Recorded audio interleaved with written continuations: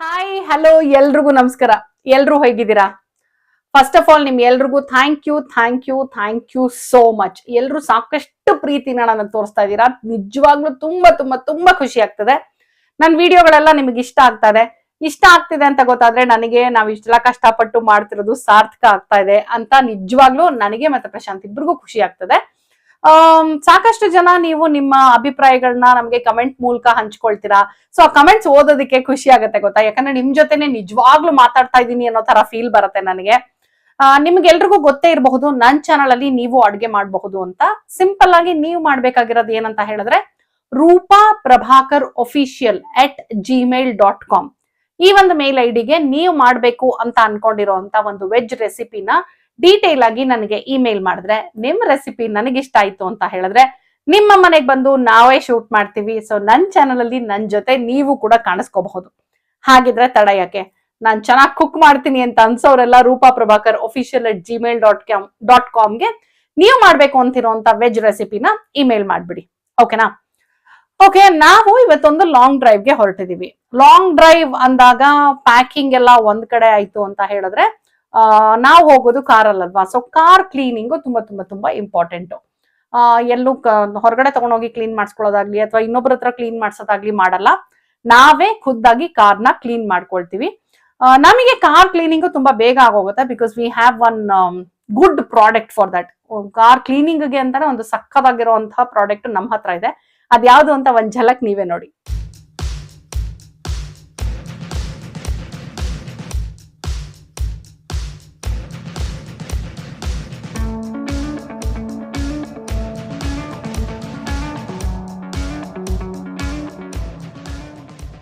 S, ಇದೇ ಅಗ್ಯಾರೋ car vacuum cleaner. Model ಬಂದು CV1079. ಇದು ನನಗೆ 1 ವರ್ಷ ವಾರಂಟಿ ಜೊತೆ ಸಿಗ್ತಾ ಇದೆ. ನಾನು ಇದನ್ನ ಅಮೆಝಾನ್ ಅಲ್ಲಿ ಪರ್ಚೇಸ್ ಮಾಡಿದಂತ ಲಿಂಕ್ ನ ಡಿಸ್ಕ್ರಿಪ್ಷನ್ ಅಲ್ಲಿ ಹಾಕಿರ್ತೀನಿ, ಚೆಕ್ ಮಾಡೋದನ್ನ ಮರಿಬೇಡಿ. ಇವಾಗ ಈ ಕಾರ್ ವ್ಯಾಕ್ಯೂಮ್ ಕ್ಲೀನರ್ ನಲ್ಲಿ ಏನೇನ್ ಬಂದಿದೆ ಅನ್ನೋದನ್ನ ಡೀಟೇಲ್ ಆಗಿ ನಿಮಗೆ ತೋರಿಸ್ಬೇಕಲ್ವಾ. ಹಾಗಿದ್ರೆ ತಡ ಯಾಕೆ, ನೋಡಿ. ಈ ಒಂದು ಅಗ್ಯಾರೋ ಕಾರ್ ವ್ಯಾಕ್ಯೂಮ್ ಕ್ಲೀನರ್ ಒಂದು ಕ್ಯಾರಿ ಪೌಚ್ ಜೊತೆ ಬರುತ್ತೆ. ನೋಡಿ ಏನ್ ಸಕ್ಕದಾಗಿದೆ ಪೌಚ್ ಅಂತ. ನನಗೆ ಇದು ನಿಮ್ಗೆ ಏನ್ ತೋರಿಸ್ತಾ ಇದೀನಿ, ಇದು ಬಂದು ಮೇನ್ ಯೂನಿಟ್. ಇದು ನಾವು ವಿತ್ ಕಾರ್ಡ್ ಯೂಸ್ ಮಾಡಬೇಕು. ಕಾರ್ಡ್ ಲೆಂತ್ ತುಂಬಾ ಚೆನ್ನಾಗಿದೆ, ವಿಚ್ ಇಸ್ 4.5 meters ಲಾಂಗ್. ಇದು ಕಾರ್ ವ್ಯಾಕ್ಯೂಮ್ ಕ್ಲೀನರ್ ಆಗಿರೋದ್ರಿಂದ ಕಾರ್ ಅಲ್ಲಿ ಚಾರ್ಜಿಂಗ್ ಪಾಯಿಂಟ್ ಎಲ್ಲಿರುತ್ತೆ ಅಲ್ಲಿ ಇದನ್ನ ನಾವು ಕನೆಕ್ಟ್ ಮಾಡಬೇಕು. ಇದು 12 volts DC ಪವರ್ ಅಲ್ಲಿ ವರ್ಕ್ ಆಗುತ್ತೆ. ಇದ್ರ ಮೇಲೆ ವಾರ್ನಿಂಗ್ ಏನ್ ಹಾಕಿದ್ದಾರೆ ಅಂದ್ರೆ ಕಂಟಿನ್ಯೂಸ್ ಆಗಿ ನಾವು ಇದನ್ನ 10 ನಿಮಿಷಕ್ಕಿಂತ ಜಾಸ್ತಿ ಯೂಸ್ ಮಾಡಬಾರ್ದು ಅಂತ. ಅಂಡ್ ಆಲ್ಸೋ ನಮಗೇನಾದ್ರೂ ಇದರಲ್ಲಿ ಹೈಯರ್ ಸಕ್ಷನ್ ಪವರ್ ಬೇಕು ಅಂತ ಹೇಳಿದ್ರೆ ಇಂಜಿನ್ ನ ಸ್ಟಾರ್ಟ್ ಮಾಡ್ಕೊಂಡು ಯೂಸ್ ಮಾಡಬೇಕು. ಇದು ಬಂದು power button on off. And ಈ ಸೈಡ್ ಅಲ್ಲಿ ಇರೋದೆಲ್ಲ ಏರ್ ವೆಂಟ್ಸ್. ಅಂಡ್ ಮುಂದೆ ಏನ್ ನೋಡ್ತಿದ್ದೀರಾ ಟ್ರಾನ್ಸ್ಪರೆಂಟ್ ಇದು. ಇಲ್ಲಿ ನಿಮಗೆ ಒಳಗಡೆ ಡಸ್ಟ್ ಕಲೆಕ್ಟ್ ಆಗುತ್ತೆ, ನಿಮಗೆ ಅದು ಕಾಣಿಸುತ್ತೆ ಕೂಡ ಕ್ಲಿಯರ್ ಆಗಿ. ಅಂಡ್ ಇದರಲ್ಲಿ ಸ್ಟೈನ್ಲೆಸ್ ಸ್ಟೀಲ್ ಫಿಲ್ಟರ್ ಇದೆ ನೋಡಿ. ಆರಾಮಾಗಿ ಜಸ್ಟ್ ಈ ಆರೆಂಜ್ ರೌಂಡ್ ಬಟನ್ ಏನಿದೆ ಅದನ್ನ ಪ್ರೆಸ್ ಮಾಡಿದ್ರೆ ಇದು ಹೀಗೆ ಓಪನ್ ಆಗುತ್ತೆ. ಆ ಫಿಲ್ಟರ್ ನ ನಾವು ತೆಗೆದು ನೀಟಾಗಿ ಕ್ಲೀನ್ ಮಾಡಬಹುದು. ಇದ್ರ ಜೊತೆ ನಮಗೆ ಬಂದಿರೋ ಅಟ್ಯಾಚ್ಮೆಂಟ್ಸ್ ಅಂದ್ರೆ ಇದು ಎಕ್ಸ್ಟೆನ್ಷನ್ ಸಾಫ್ಟ್ ಹೋಸ್, ಇದು ಬಂದು ಕ್ರಿವೈಸ್ ನಾಸಲ್, ಅಂಡ್ ಇದು ಮಲ್ಟಿಪರ್ಪಸ್ ಬ್ರಷ್.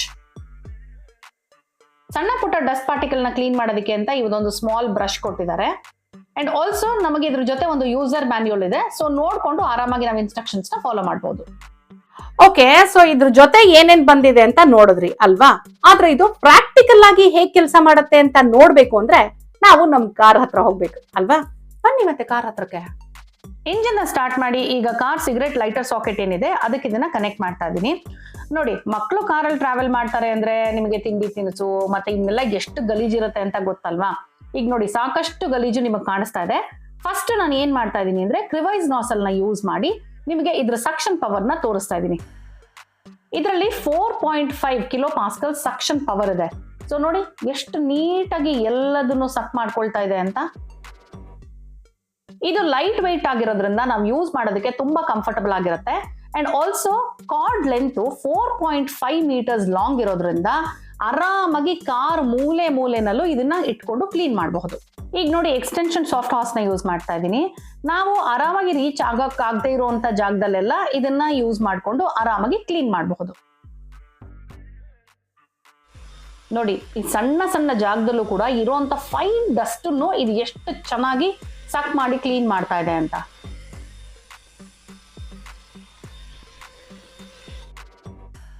ನೋಡಿ, ನಾವು ವ್ಯಾಕ್ಯೂಮ್ ಮಾಡ್ತಾ ಇರುವಾಗ್ಲೇನೆ ಡಸ್ಟ್ ಹೇಗೆ ಅಕ್ಯುಮುಲೇಟ್ ಆಗ್ತಾ ಇದೆ ಅನ್ನೋದು ನಮಗೆ ಕಾಣಿಸ್ತಾ ಇರತ್ತೆ. ಎಷ್ಟು ಚೆನ್ನಾಗಿ ಎಲ್ಲದನ್ನು ನೋಡಿ ಹೇಳ್ಕೊಳ್ತಾ ಇದೆ ಅಂತ.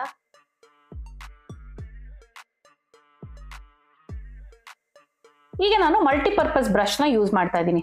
ಇದರಿಂದ ನೋಡಿ ಈಗ ನಾನು ಹೆಡ್ ರೆಸ್ಟ್ ನ ಕ್ಲೀನ್ ಮಾಡ್ತಾ ಇದ್ದೀನಿ. ಎಷ್ಟು ಚೆನ್ನಾಗಿ ಈ ಫೈನ್ ಡಸ್ಟ್ ಪಾರ್ಟಿಕಲ್ಸ್ ಕೂಡ ಕ್ಲೀನ್ ಆಗ್ತಾ ಇದೆ ನೋಡಿ.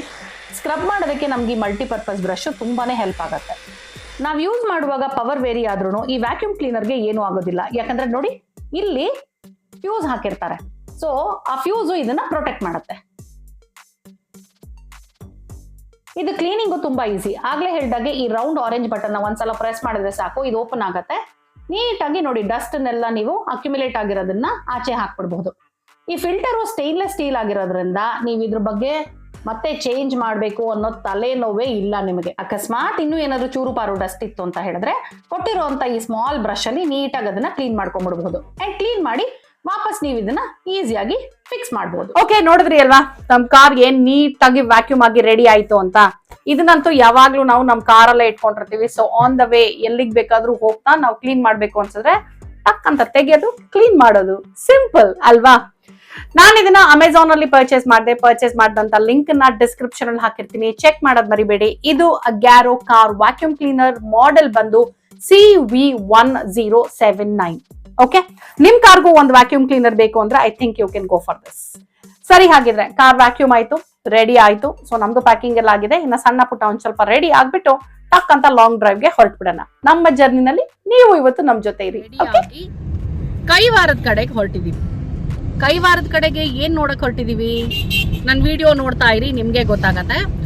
ಚಿಂತಾಮಣಿಯಿಂದ ಇವಾಗ ಎಷ್ಟು ಕಿಲೋಮೀಟರ್ ಅಂಕಲ್ ಹೆಚ್ಚು ಕಡಿಮೆ ಇದು? 7 ಕಿಲೋಮೀಟರ್ ಅಷ್ಟೇ, 7 ಕಿಲೋಮೀಟರ್ ಆಯ್ತಾ. ಬೆಂಗಳೂರಿಂದ ಹೆಚ್ಚು ಕಡಿಮೆ ಒಂದು 65-70 ಅಂತ ಅನ್ಕೊಡಿ. ಓಕೆ, ಬೆಂಗಳೂರಿಂದ ರೋಡ್ ತುಂಬಾ ಚೆನ್ನಾಗಿದೆ ಬೆಂಗಳೂರಿಂದ ಚಿಂತಾಮಣಿಗೆ ಬರೋದಕ್ಕೆ. ಸೊ ನೀವು ಕೈವಾರ ಒಂದು 65-70 ಕಿಲೋಮೀಟರ್ಸು ಬಂದು ವೀಕೆಂಡ್ ನೀವು ಆರಾಮಾಗಿ ಒಂದು ಟ್ರಿಪ್ ಪ್ಲಾನ್ ಮಾಡಬಹುದು ಅಂತ ಈಗಾಗಲೇ ನಾನು ಸಾಕಷ್ಟು ಸಲ ಹೇಳಿದ್ದೀನಿ ನನ್ನ ಚಿಂತಾಮಣಿ ಸೀರೀಸ್ನಲ್ಲಿ. ಸೊ ಚಿಂತಾಮಣಿನ ಒಂದ್ಸಲ ಪ್ಲಾನ್ ಮಾಡಿ ಆರಾಮಾಗಿ ಬೆಳಗ್ಗೆ ಎದ್ದು ಹೊರಟು ಇಲ್ಲಿ ಫುಲ್ ಎಲ್ಲ ನನ್ನ ಸೀರೀಸ್ ನೋಡ್ತಾ ಇದ್ರೆ ನೀವು ಏನೇನು ಕವರ್ ಮಾಡಬಹುದು ಅಂತ ಐಡಿಯಾ ಸಿಗುತ್ತೆ. ಅದೆಲ್ಲ ನೋಡಿಕೊಂಡು ನೆಮ್ಮದಿಯಾಗಿ ವಾಪಸ್ಸು ಮನೆಗೆ ಹೊರಟ್ಬಿಡ್ಬೋದು. ಓಕೆ, ಸೊ ಇವತ್ತು ಏನು ತೋರಿಸ್ತೀನಿ ಅಂತ ನೋಡೋದಕ್ಕೆ ಕಾಯ್ತಾ ಇರಿ. ತುಂಬ ಇಂಟ್ರೆಸ್ಟಿಂಗ್ ಆಗಿದೆ ಈ ವಿಡಿಯೋ. ಓಕೆ,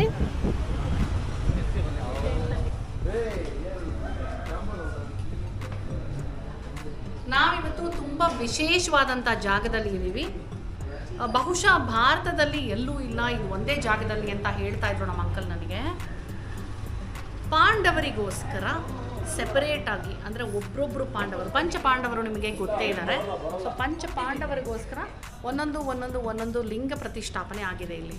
ಬನ್ನಿ ಒಂದೊಂದನ್ನು ನೋಡ್ತಾ ಹೋಗೋಣ. ಸೊ ಇದು ಪಂಚಪಾಂಡವರಿಗೋಸ್ಕರ ಅಂತ ಇರುವಂಥ ದೇವಸ್ಥಾನ.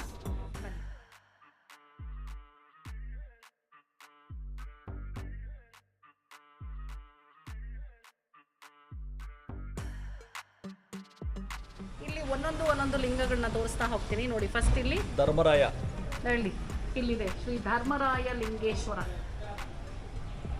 ಎಲ್ಲ ಕ್ಲೋಸ್ ಇರುತ್ತೆ. ಹಾ, ಮೊದಲೆಲ್ಲ ಏನಂದ್ರೆ ಇದು ಓಪನ್ ಇತ್ತಂತೆ. ಸೊ ಈಗ ಅಂದ್ರೆ ಎಲ್ಲರೂ ತುಂಬಾ ಒಳಗ್ ತನಕ ಹೋಗ್ಬಿಡ್ತಿದ್ರು ಅನ್ನೋ ಕಾರಣಕ್ಕೆ ಗ್ರಿಲ್ ಬಾಗಿಲುಗಳು ಮಾಡಿ ಲಾಕ್ ಮಾಡಿರ್ತಾರೆ. ಬಟ್ ಬೆಳಗ್ಗೆ ಬಂದು ಇಲ್ಲಿ ಪೂಜೆ ಮಾಡಿ ಹೊರಟು ಬಿಡ್ತಾರೆ ಅಷ್ಟೇ. ಬಾಗಿಲು ನೋಡಿ, ಇಲ್ಲಿ ಪೂಜೆ ಆಗಿರೋದು ಗೊತ್ತಾಗತ್ತೆ ನಿಮ್ಗೆ. ಪೂಜೆ ಮಾಡಿ ನೋಡಿ, ಅಲ್ಲಿ ಲಿಂಗ ಮೇಲೂ ಹೂವ, ಅರ್ಶಿನ ಕುಂಕುಮ ಎಲ್ಲ ಪೂಜೆ ಆಗಿದೆ. ಪೂಜೆ ಮುಗಿಸಿ ಬಾಗಿಲು ಹಾಕಿ ಹೊರಟು ಬಿಡ್ತಾರೆ. ಸೊ ಇದು ಧರ್ಮರಾಯ ಲಿಂಗ. ಪಂಚ ಪಾಂಡವರಿಗೆ ಲಿಂಗ ರೂಪದಲ್ಲಿ ದೇವಸ್ಥಾನ ಪ್ರತಿಷ್ಠಾಪನೆ ಮಾಡಿರೋದು ಇಲ್ಲಿ ಒಂದೇ ಕಡೆ. ಪಂಚ ಪಾಂಡವರಿಗೆ ಬೇರೆ ಎಲ್ಲಿ ಇಲ್ಲ, ಎಲ್ಲೂ ಇಲ್ಲ ಪಂಚಪಾಂಡವರು. ಹೌದು, ನಾನು ಕೇಳಿಲ್ಲ. ನೀವು ಅದೇ ಈಗ ಧರ್ಮರಾಯ ಆಯ್ತಲ್ವಾ, ಈಗ ಅರ್ಜುನ ನೋಡೋಣ.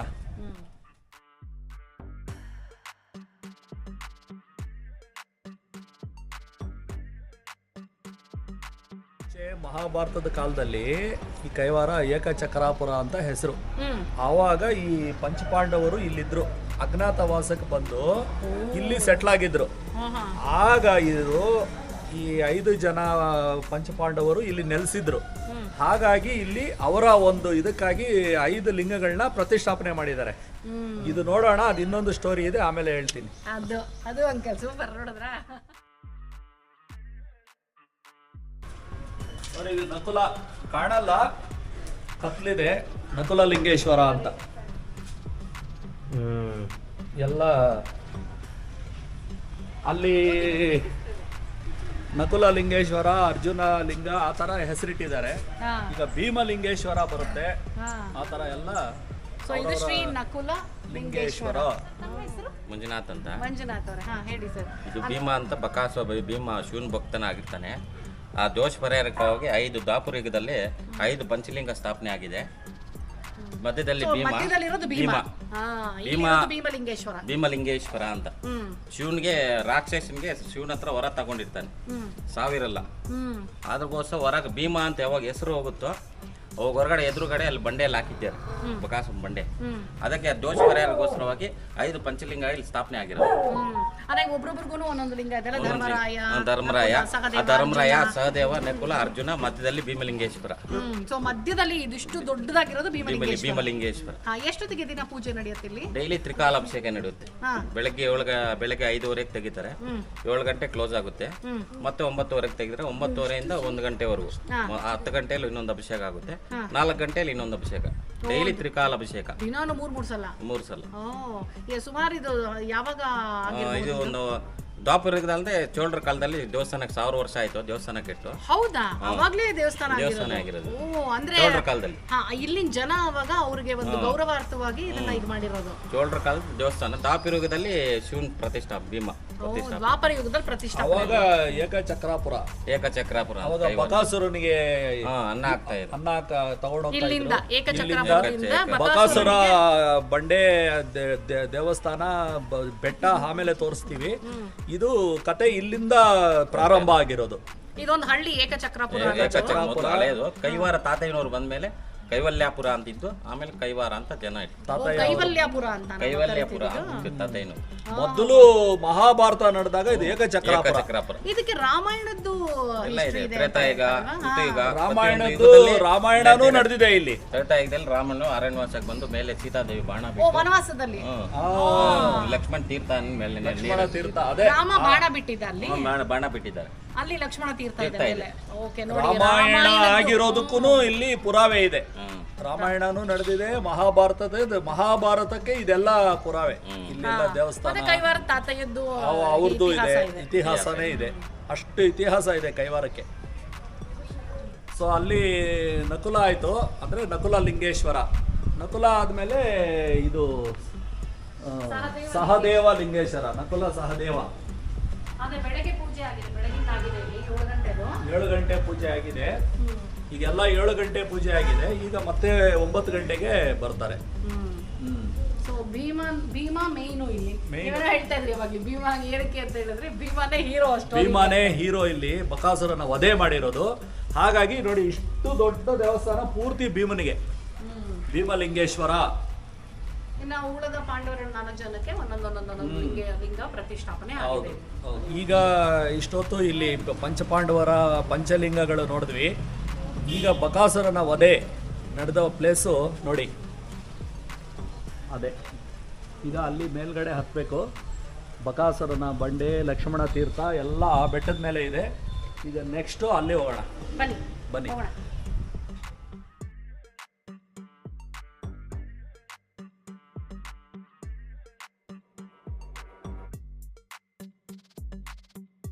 ಬಕಾಸುರ ಬಂಡೆ ಹತ್ತಕ್ಕೆ ಹೋಗ್ತಾ ಇದೀವಿ. ಇಲ್ಲಿಂದ ಮೆಟ್ಲುಗಳು ಶುರುವಾಗುತ್ತೆ.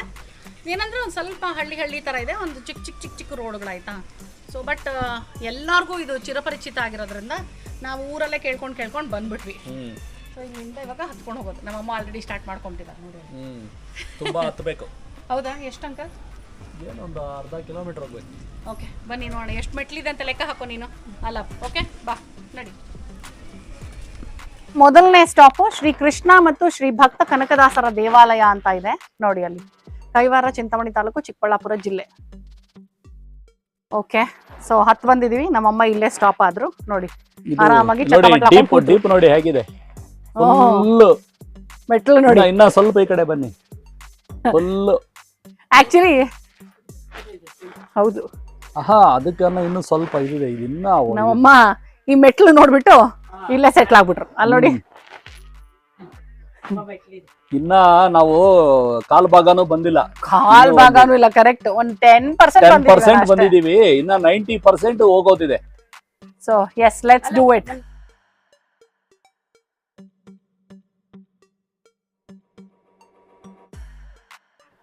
ಇಲ್ಲಿಗೆ ಬರೋದಿತ್ತು ಅಂದ್ರೆ ಬೆಳಗ್ಗೆ ಬೇಗ ಬಂದ್ರೆ ಬೆಟರ್. ಯಾಕಂದ್ರೆ ನಿಮ್ಗೆ ಅವಾಗ ಅಂದ್ರೆ ಬಿಸಿಲು ಜಾಸ್ತಿ ಇರಲ್ಲ. 6-6:30 ಇಲ್ಲಿ ಬಂದ್ಬಿಟ್ರೆ ಸುಮ್ಮನೆ ಹತ್ತೋದಕ್ಕೆ ಸೂಪರ್ ಆಗಿರುತ್ತೆ. ಹೈಕಿಂಗ್ ಪ್ಲೇಸ್ ಆಕ್ಚುಲಿ ಇದು. ಬನ್ನಿ, ತುಂಬಾ ಹೈಟ್ ಇದೆ.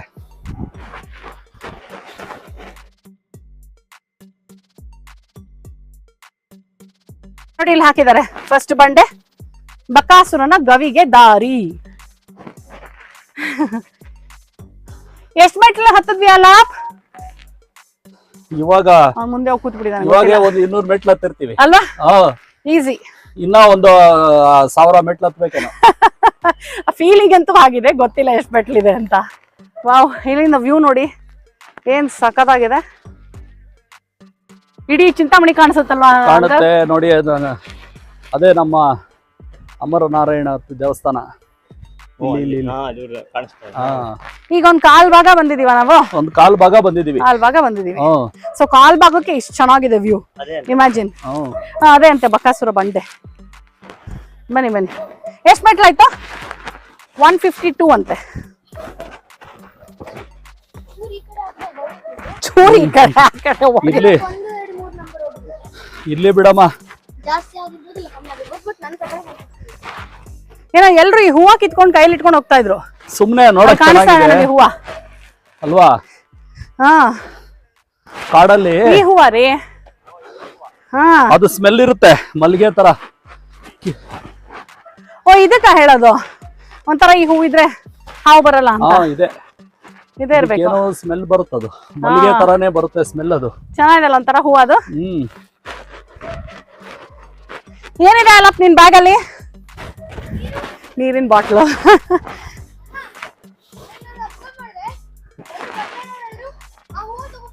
ಹೂವ ಕಿತ್ಕೊಂಡು ಹೋಗ್ತಿದಾರೆ. ಸರಿಯಾಗಿ ಮಾಡಿದೀಯ ನೀನು. ಓಕೆ, ನಾವೀಗ ಹೆಚ್ಚು ಕಡಿಮೆ 200 ಮೆಟ್ಲು ಹತ್ತಿದೀವಿ.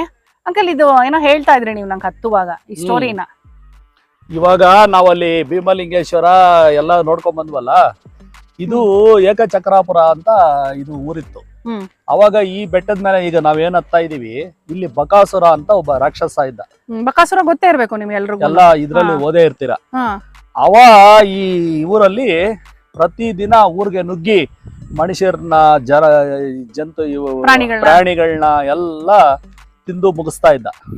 ಆಗ ಇಲ್ಲಿರೋರೆಲ್ಲ ಸೇರಿ ಒಂದು ಒಪ್ಪಂದಕ್ಕೆ ಇವರು ನಮ್ಮ ಪಂಚಪಾಂಡವರು ಇಲ್ಲಿ ಅಜ್ಞಾತವಾಸದಲ್ಲಿ ಇದ್ರಲ್ಲ, ಇವರು ನೋಡ್ತಾ ಇರ್ತಾರೆ.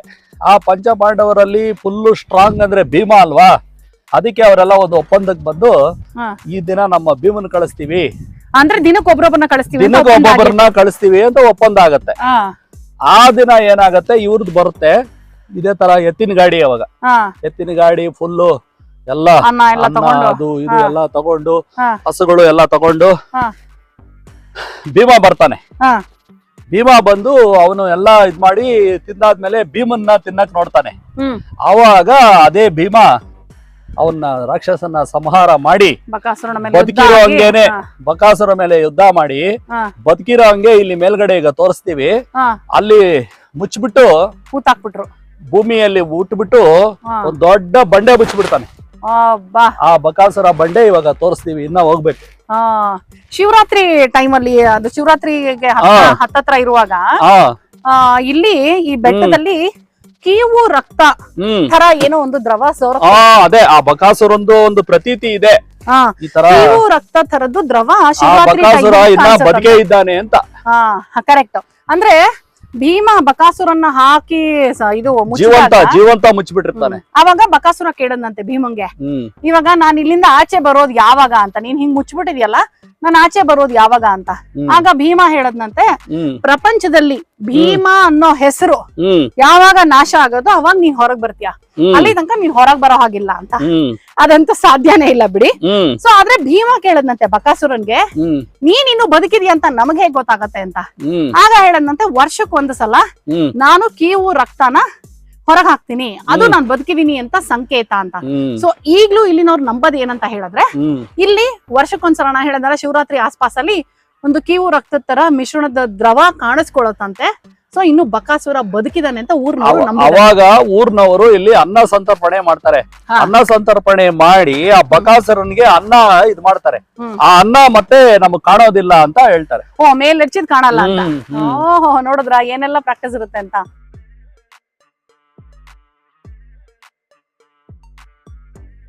ನಾವಿವಾಗ ಇಲ್ಲಿ ಹೆಚ್ಚು ಕಡಿಮೆ 265 ಅರ್ಧ ಬಂದಿದೀವಿ. 9:30 ಶುರು ಮಾಡಿದ್ರ ಅಂಕಲ್? 9:30 ಅನ್ಸುತ್ತೆ. ಅರ್ಧ ಬಂದಿದೀವಿ. ಸ್ವಲ್ಪ ಬೇಗ ಬಂದ್ರೆ ಒಳ್ಳೇದು. ಬಟ್ ಮೆಟ್ಲುಗಳೇನಂದ್ರೆ ಇದು ಈಕ್ವಲ್ ಆಗಿಲ್ಲ ನಿಮಗೆ. ತುಂಬಾ ಹೈಟ್ ಇದೆ. ಹೈಟು ಆಕ್ಚುಲಿ ತುಂಬಾನೇ ಎತ್ತರ ಇದೆ. ಅಂಡ್ ಆಲ್ಸೋ ಈವನ್ ಆಗಿಲ್ಲ. ಒಂದು ಚಿಕ್ಕದು, ಒಂದ್ ದೊಡ್ಡದು, ಒಂದ್ ಹಿಂಗೆ, ಒಂದ್ ಹಂಗೆ ಆತರ ಎಲ್ಲ ಇದೆ. ಸೊ ಸ್ವಲ್ಪ ಹುಷಾರಾಗಿ ಹತ್ತಬೇಕಾಗತ್ತೆ. ಹತ್ತುವಾಗ ಆದಷ್ಟು ನೀವು ಕಂಫರ್ಟಬಲ್ ಫುಟ್ವೇರ್ ಹಾಕೊಂಡ್ ಬಂದ್ರೆ ಹತ್ತೋದಕ್ಕೆ ಈಸಿ ಆಗತ್ತೆ. ನೋಡಿ ಹೀಗೆ ಹಾಗೆ ಎಲ್ಲ ಇದೆ. ಅಂಡ್ ಒಂದ್ ಚಿಕ್ಕ ಮೆಟ್ಲು, ಒಂದ್ ದೊಡ್ಡ ಮೆಟ್ಲು, ಈ ತರ. ಚಿಕ್ಕ ಮೆಟ್ಲು ತುಂಬಾ ಕಡಿಮೆ, ಎಲ್ಲ ದೊಡ್ಡದೇ ಜಾಸ್ತಿ. ದೊಡ್ಡದು, ಸ್ವಲ್ಪ ದೊಡ್ಡದು, ತುಂಬಾ ದೊಡ್ಡದು, ಈ ತರ. ವಯಸ್ಸಾದವ್ರಿಗಂತೂ ಆಗಲ್ಲ.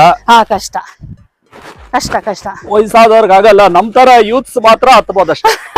Correct uncle. ಓನ್ಲಿ ಯೂತ್ಸ್ ಮಾಡ್ಕೊಂಡಿದ್ದೀರಿ. ಶೋರ್ ಬನ್ನಿ ಬನ್ನಿ ಬನ್ನಿ. ಯಾವೂರಮ್ಮ ನಿಮ್ದು? ಕೈವಾರ. ನಮ್ದು ಚಿಂತಾಮಣಿನೇ, ಇವ್ರು ಬೆಂಗಳೂರು. ಇಲ್ಲಿಂದ ವ್ಯೂ ನೋಡಿ ಏನ್ ಸಕ್ಕತ್ತಾಗಿದೆ ಅಂತ. 400 ವೆರಿ ಗುಡ್. ಬಕಾಸುರ ಬಂಡೆ, ಕೋತಿಗಳಿವೆ, ಎಚ್ಚರಿಕೆ.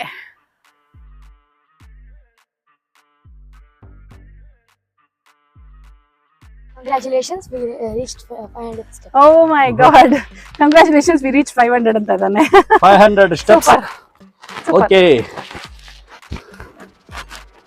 ನೋಡಿ ಚಿಂತಾಮಣಿ ಸೀರೀಸ್ ನಂದು ನೋಡಿ ಬೆಂಗಳೂರಿಂದ ಬಂದಿದ್ದಾರೆ, JP ನಗರಿಂದ. ಸರ್ ತಮ್ಮ ಹೆಸರು? ಶಿವ ಅವರು. ಶಿವ ಅವ್ರಿಗೆ ಅಂದ್ರೆ ಒಂಥರ ಆಶ್ಚರ್ಯ ಆಯ್ತು, ಮೇಡಮ್ ನಿಮ್ ವಿಡಿಯೋ ನೋಡ್ಕೊಂಡ್ ಬಂದೆ, ನೀವೇ ಸಿಕ್ಕಿದ್ರಿ ಇಲ್ಲಿ ಅಂತ. ಸೊ ನಾನು ಇವತ್ತು ಈ ವಿಡಿಯೋ ಮಾಡ್ತಾ ಇದೀನಿ ಆಕ್ಚುಲಿ. ಸೊ ಗುಡ್ ಶಿವ ಅವ್ರು ನನಗೆ ಇಲ್ಲಿ ಸಿಕ್ಕಿದ್ದು. ಹೆಂಗ ಅನಿಸ್ತಾ ಇದೆ ನಿಮ್ ಎಕ್ಸ್ಪೀರಿಯನ್ಸ್ ಹತ್ತೋದಕ್ಕೆ? ಅಲ್ವಾ? ಆಕ್ಚುಲಿ ಕಂಫರ್ಟಬಲ್ ಫುಟ್ವೇರ್ ಹಾಕೋಬೇಕು. ಅಂಡ್ ಬೆಳಗ್ಗೆ ಬೇಗ ಬಂದ್ರೆ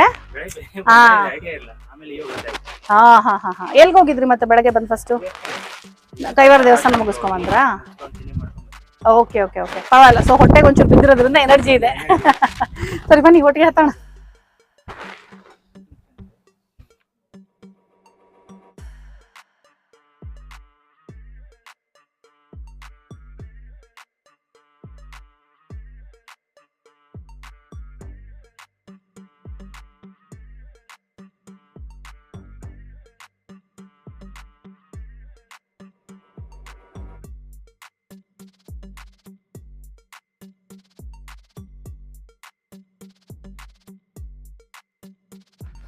ಹೆಬ್ಬಾಗಿಲವರೆಗೂ ಬಂದಿದೀವಿ. ನೋಡಿ ಈಗ ಬಕಾಸುರನ ಹೆಬ್ಬಾಗಿಲುಗೆ ಬಂದಿದೀವಿ. ಒಂಥರ 2 ಕಲ್ಲು, ದೊಡ್ಡ ದೊಡ್ಡ ಬಂಡೆ, ಗುಹೆ ಮಧ್ಯೆ ಹೋಗೋ ತರ.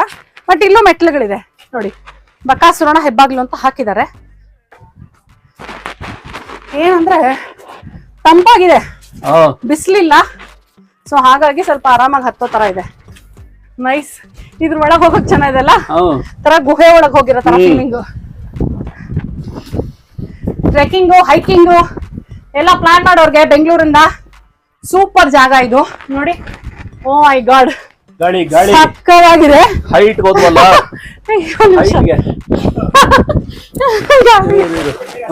ಒಂದ್ ಸೆಕೆಂಡ್.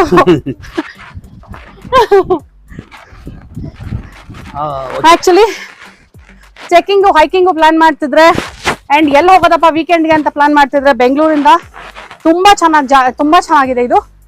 ಕೈವಾರದ ಹತ್ರ ಇರೋದು. ಸೊ ಬೆಂಗಳೂರಿಂದ ಒಂದು 65-70 ಕಿಲೋಮೀಟರ್. ರೋಡ್ ತುಂಬಾ ಚೆನ್ನಾಗಿದೆ. ಇಲ್ಲಿಗೆ ಬರಕ್ಕೆ ನಿಮಗೆ ಫ್ರೀ, ನೀವೇನ್ ದುಡ್ಡು ಕೊಡೋಷ್ಟಿಲ್ಲ, ಫ್ರೀ ಆಗಿ ಬರ್ಬೇಕು. ಅದೇ ಒಂದ್ ಸ್ವಲ್ಪ ಏನಾದ್ರು ತಿನ್ಕೊಂಡ್ ಬಂದಿದ್ರೆ ಎನರ್ಜಿ ಇರುತ್ತೆ. ಇಲ್ವಾ, ತಿನ್ನೋದನ್ನ ಹೊತ್ಕೊಂಡ್ ಬರ್ಬೇಕು. ಬಟ್ ಒಂದು ತಲೆಯಲ್ಲಿ ಇಟ್ಕೊಳ್ಳಿ, ಇದು ನಮಗೆ ಪ್ರಕೃತಿಯನ್ನ ಚೆನ್ನಾಗಿ ಕಾಪಾಡೋದು ನಮ್ ಕೈಯಲ್ಲಿರುತ್ತೆ, ನಮ್ ಜವಾಬ್ದಾರಿ ಕೂಡ ಹೌದು. ಸೊ ನೀವೇನೇ ಒಂದು ತಿಂದ್ರೆ ಅದನ್ನ ವಾಪಸ್ ಮತ್ತೆ ನೀವೇ ತಗೊಂಡ್ ಹೋಗಿ ನೀಟಾಗಿ ಯಾವ್ದಾದ್ರು ಡಸ್ಟ್ಬಿನ್ ಅಲ್ಲಿ ಹಾಕಿ. ದಯವಿಟ್ಟು ನಮ್ಮ ಪ್ರಕೃತಿನ ನಾವು ಶುದ್ಧವಾಗಿ ಚೆನ್ನಾಗಿ ಕಾಪಾಡ್ಕೋಬೇಕು. That is our responsibility. But ತುಂಬಾ ತುಂಬಾ ತುಂಬಾ ಚೆನ್ನಾಗಿದೆ ಜಾಗ ಅಂಡ್ ತುಂಬಾ ನೀಟಾಗಿ ಮೇಂಟೈನ್ ಕೂಡ ಆಗಿದೆ, which is very nice. So ಇನ್ನೇನು ಬಕಾಸುರ ಹೆಬ್ಬಾಗ್ಲು ದಾಟ್ಕೊಂಡ್ ಬಂದ್ವಿ. ಅಲ್ಲೇನೋ ಒಂದು ಬರ್ದಿದ್ದಾರೆ, ನನಗೆ ಕಾಣಿಸ್ತಿಲ್ಲ ಅದು. ಹತ್ರ ಹೋಗಿ ನೋಡೋಣ. ಬಹುಶಃ ಲಕ್ಷ್ಮಣ ತೀರ್ಥ ಹತ್ರ ಬಂದ್ವಿ ಅನ್ಸುತ್ತೆ. ಹತ್ತಿರದಲ್ಲೇ ಬಕಾಸುರನ್ನ ಮೀಟ್ ಮಾಡಿಸ್ತೀವಿ. ಕರೆಕ್ಟ್.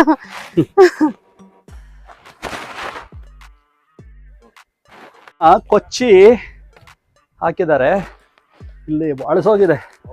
ಬಕಾಸುರನ ಕೊಚ್ಚಿ ಮುಚ್ಚಿದ ಬಂಡೆ. ಇದಲ್ಲ ಇನ್ನ ಮುಂದೆ ಇದೆ. ಬಟ್ ಇದೇ ಇರ್ಬೋದು ಅಂಕಲ್. ಎಷ್ಟು ದೊಡ್ಡದಾಗಿದೆ ನೋಡಿ ಬಂಡೆ ಇದು. ಅಲ್ಲ, ಅದಕ್ಕೆ ಅಲ್ಲಿಂದ ಆ ಕಡೆ ಇದೆಯೇನೋ ಮುಖ. ಹೆಜ್ಜೆಗಳೆಲ್ಲ ಮೇಲೆ ಇದೆ, ಬಟ್ ಬಕಾಸುರ ಬಂಡೆ ಫಸ್ಟೇ ಸಿಗುತ್ತೆ ಅಂದ್ರು. ಇನ್ನ ಮುಂದೆ ಅನ್ಸುತ್ತೆ, ಆ ಕಡೆಯಿಂದ ಎಂಟ್ರಿ ಅನ್ಸುತ್ತೆ. ಯಾಕಂದ್ರೆ ಇಷ್ಟು ಸಿಂಪಲ್ ಆಗಿರಲ್ಲ.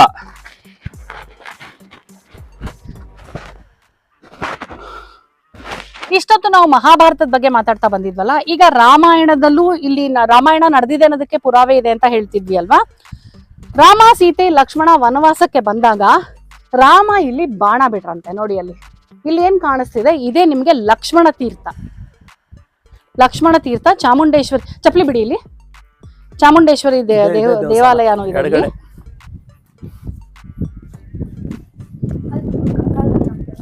ಇದೇ ಲಕ್ಷ್ಮಣ ತೀರ್ಥ. ಅಂಡ್ ಇಲ್ಲಿ ಯಾವತ್ತು ನೀರು ಬತ್ತದೇ ಇಲ್ವಂತೆ. ಪ್ರತಿದಿನ ಅಂದ್ರೆ 365 ದಿನ ವರ್ಷದಲ್ಲಿ ಸತತವಾಗಿ ಯಾವಾಗ್ಲೂ ನೀರಿರುತ್ತೆ, ನೀರು ಬತ್ತೋದೇ ಇಲ್ಲ. ಹುಷಾರು. ಬನ್ನಿ ನಿಧಾನಕ್ಕೆ, ಈ ಕಡೆ ಬನ್ನಿ, ಸ್ಟ್ರೈಟ್. ಇಲ್ಲಿ ನೋಡಿ, ಇದೇ ಲಕ್ಷ್ಮಣ ತೀರ್ಥ. ಅಂತ ಕಲ್ಯಾಣಿಗಳನ್ನೆಲ್ಲ ಸಾಮಾನ್ಯವಾಗಿ ನಾವು ತೀರ್ಥ ಅಂತೀವಿ, ಗೊತ್ತಾ. ಗಪ್ಪಿಗಳಿದೆ ತುಂಬಾ ಇಲ್ಲಿ.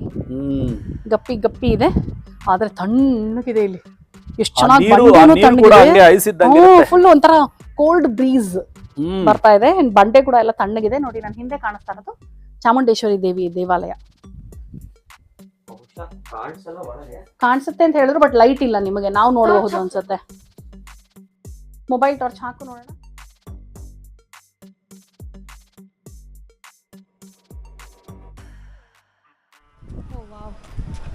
ಸಖತ್ತಾಗಿದೆ ಅಲ್ಲ ವ್ಯೂ ಇಲ್ಲಿ. ನೋಡಿ, ಬಂಡೆಗೂ ಇಲ್ಲಿ ನಾಮ ಹಾಕಿದ್ದಾರೆ. ಎಷ್ಟು ಬಂಡೆಗಳಿದೆ ನೋಡಿ. ಒಂದು 5 ನಿಮಿಷ ತುದಿಗೆ ಬಂದ್ರೆ ನೋಡಿ, ನಿಮ್ಗೆ ಈ ತರ ವ್ಯೂ ಕಾಣಿಸುತ್ತೆ. ಆರಾಮಾಗಿ ಬಂಡೆ ಮೇಲೆ ಕೂತು ರಿಲ್ಯಾಕ್ಸ್ ಆಗಬಹುದು. ನೋಡಿ, ಫುಲ್ಲು ಟಾಪ್ ಅಲ್ಲಿ ಇದೀವಿ, ಪೀಕ್ ಅಲ್ಲಿ ಇದೀವಿ ನೋಡು. ಇಡೀ ಚಿಂತಾಮಣಿ ಕಾಣಿಸ್ತಾ ಇದೆ.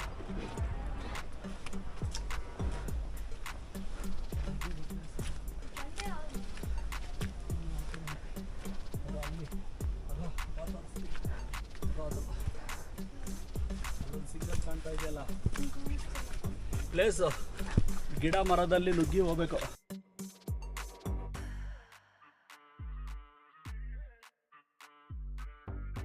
ಈ ಕಡೆ ಇದ ಅನ್ಸುತ್ತೆ. ನನ್ನ ಪ್ರಕಾರ ಇಷ್ಟು ದೊಡ್ಡದಿರುತ್ತದು, ಇಷ್ಟು ಸಿಂಪಲ್ ಆಗಿರಲ್ಲ. ಬಕಾಸುರನ ಬಂಡೆ ಇದು ಇದೆ, ಎಲ್ಲ ಹೊಟ್ಟೋಗಿದೆ. ಸೊ ಈಗ ಬ್ರೌನ್ ಅಲ್ಲಿ ಬರ್ದಿದ್ದಾರೆ. ಸೊ ಸ್ವಲ್ಪ ಕಣ್ಣಿಡಿ. ಇದೇ ಬಕಾಸುರನ ಬಂಡೆ. ವಾ, ಎಷ್ಟು ಹ್ಯೂಜ್ ಬಂಡೆ ನೋಡಿ ಇದು. ಭೀಮಾ ಈ ಬಂಡೆ ಎತ್ತಿರ್ಬೇಕು ಅಂದ್ರೆ ಇನ್ ಎಂಥ ಶಕ್ತಿಶಾಲಿ ಆಗಿರ್ಬೇಕು ಭೀಮಾ. ಅಬ್ಬಾ, ಬಂಡೆ ನೋಡಿದ್ವಿ. ಹೀಗೆ ಸ್ವಲ್ಪ ಮುಂದಕ್ಕೆ ಹೋದ್ರೆ ಅಲ್ಲಿ ಅವರಿಬ್ರು ಯುದ್ಧ ಮಾಡಿದಂತ ಜಾಗ ಕೂಡ ಇದೆ ಅಂತ ಹೇಳಿದ್ರು. ಸೊ ಅದನ್ನ ಹುಡ್ಕೊಂಡು ಹೀಗೆ ಹತ್ಕೊಂಡು ಹೊರಟ್ವಿ. ನೋಡಿ, ಇದು ಟಾಪ್ ಮೋಸ್ಟ್ ಬರಬಹುದು. ಬಟ್ ಏನಂದ್ರೆ ಇವಾಗ ನಾವು ಮಳೆಗಾಲದಲ್ಲಿ ಬಂದಿರೋದ್ರಿಂದ ಒಂಚೂರು ಮಳೆ ಎಲ್ಲ ಬಂದು ತುಂಬಾ ಗಿಡಗಳೆಲ್ಲ ಬೆಳ್ಕೊಂಡ್ಬಿಟ್ಟಿದೆ. ಗಿಡಗಳು ಬರೀ ಅಷ್ಟೇ ಇದ್ರೆ ಓಕೆ, ಮುಳ್ಳುಗಳಿದೆ ಅದರಲ್ಲಿ. ಸೊ ಹಾಗಾಗಿ ಹುಷಾರಾಗಿ ಹೋಗ್ಬೇಕಾಗತ್ತೆ. ನೀವು ಆ ತುದಿಗೆ ಹೋಗ್ಬೋದು. ಅಲ್ಲಿ ನಿಮಗೆ ಹೆಜ್ಜೆಗಳು ಕೂಡ ಕಾಣಿಸುತ್ತೆ. ಅಂದ್ರೆ ಇವ್ರು ಫೈಟ್ ಮಾಡುವಾಗ ಬಿದ್ದಂತ ಕಾಲ್ ಗುರುತುಗಳು, ಹೆಜ್ಜೆ ಏನಿದೆ, ಭೀಮಾ ಬಕಾಸುರ, ಅದು ಇದೆಯಂತೆ ಅಲ್ಲಿ. ಬಟ್ ಇವಾಗ ನಾವು ಅಲ್ಲಿ ತನಕ ಹೋಗಕ್ ಆಗ್ತಿಲ್ಲ, ಬಿಕಾಸ್ ನೋಡಿ ಎಲ್ಲ ಈ ತರ ಬೆಳ್ಕೊಂಡ್ಬಿಟ್ಟಿದೆ. ಇವುಗಳಲ್ಲಿ ನುಗ್ಗಿ ಹೋಗಕ್ಕಾಗಲ್ಲ. ಸೊ ಈಗ ನಾವು ಇಲ್ಲಿ ತುದಿಗೆ ಬಂದಾಯ್ತು. ಆಲ್ಮೋಸ್ಟ್ ಎಷ್ಟು 700 ಸ್ಟೆಪ್ಸ್ ಅಲ್ವಾ ಚಿನ್ನ? ಎಷ್ಟು? 750. 750 ಸ್ಟೆಪ್ಸ್ ಅಂದ್ರೆ ಟಾಪ್ ಮೋಸ್ಟಿಗೆ ಬರ್ತೀರಾ. ನೀವು ಚಾಮುಂಡೇಶ್ವರಿ ಹತ್ರ ಬರೋದಕ್ಕೆ ಹೆಚ್ಚು ಕಡಿಮೆ 600 ಅಲ್ವೇನಾ? ಲಕ್ಷ್ಮಣ ತೀರ್ಥ ಹತ್ರ ಲಕ್ಷ್ಮಣ ತೀರ್ಥವರೆಗೂ 600 ಕಿಲೋಮೀಟರ್ 600 ಮೆಟ್ಲು ಲಕ್ಷ್ಮಣ ತೀರ್ಥ ಚಾಮುಂಡೇಶ್ವರಿ ದೇವಿ ಇಲ್ಲಿವರೆಗೂ ಒಂದು 150-200. ಹಾಂ. ಸೊ ಇವಾಗ ಇಲ್ಲಿ ಮುಗೀತು, ನಾವಿವಾಗ ಕೆಳಗಡೆ ಹೊರಟ್ವಿ. ನಮ್ಮಮ್ಮ ಅಲ್ಲೇ ಕೂತಿದ್ದಾರೆ ಕೆಳಗಡೆ. ಮರ್ತೋಗ್ಬಿಟ್ಟಿದ್ದೀರಾ ಅನ್ಸುತ್ತೆ ನೀವು. ನಮಗೆ ನೆನಪಿದೆ ಅಫ್ಕೋರ್ಸ್, ಅಲ್ಲಿ ಕೂತಿದ್ದಾರೆ. ಸೊ ಅದನ್ನ ಕರ್ಕೊಂಡು ಮತ್ತೆ ಹೊರಡೋಣ. ಓಕೆ, ಚಿಂತಾಮಣಿ ಕೆಳಗಡೆ ಹೋಗೋಣ. ಓಕೆ, ಸೊ ಬಕಾಸುರ ಬಂಡೆ ನೋಡಿದ್ರಿ ಅಲ್ವಾ? ರಾಮಾಯಣ ಮಹಾಭಾರತ ಎಲ್ಲದರದ್ದು ಇತಿಹಾಸನೂ ನಮಗೆ ಗೊತ್ತಿರೋದು ಅಲ್ಪ ಸ್ವಲ್ಪ, ಮತ್ತು ಇಲ್ಲಿ ಅವರನ್ನೆಲ್ಲ ಕೇಳಿ ನಿಮಗೆ ತಿಳಿಸಿದ್ದೀವಿ.